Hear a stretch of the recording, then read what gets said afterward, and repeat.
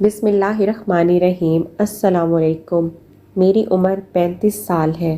میری love marriage ہوئی تھی۔ ہم کلاس فیلوز تھے، ایک دوسرے کو 5-6 سال سے جانتے تھے۔ ہم بہترین دوست تھے۔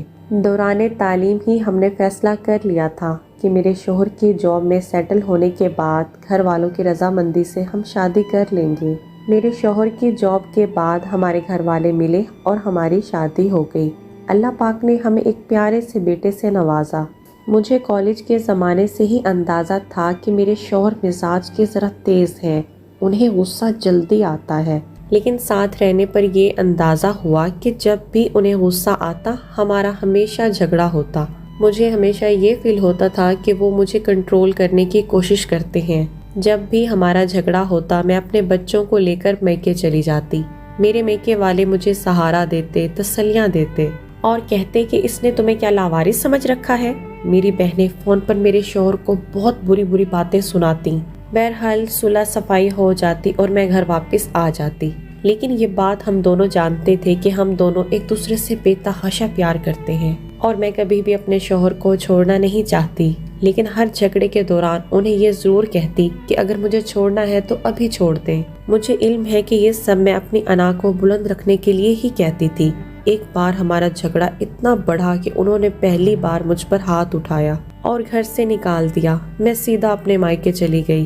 میرے گھر والے مجھے لے کر سیدھا پولیس اسٹیشن گئے۔ میرے شوہر اریسٹ ہو گئے۔ سسرال والوں نے مجھے کیس واپس لینے کے لیے کہا۔ میرے شوہر نے مجھ سے معافی مانگی اور کہا کہ آئندہ یہ سب نہیں ہوگا۔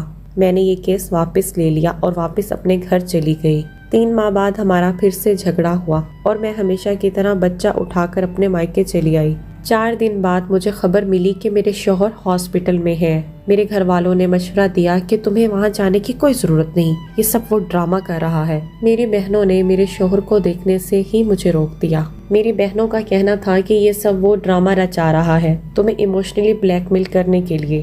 میرے شوہر 1 ہفتہ ہاسپٹل میں رہے، نہ میں ملنے گئی اور نہ ہی میں نے کوئی کال کی۔ کچھ دنوں بعد مجھے طلاق کا سمن ملا۔ مجھے طلاق نہیں چاہیے تھی، مجھے اپنے شوہر سے بہت محبت تھی۔ میں اپنا گھر خراب نہیں کرنا چاہتی تھی، لیکن میری انا آڑے آ رہی تھی۔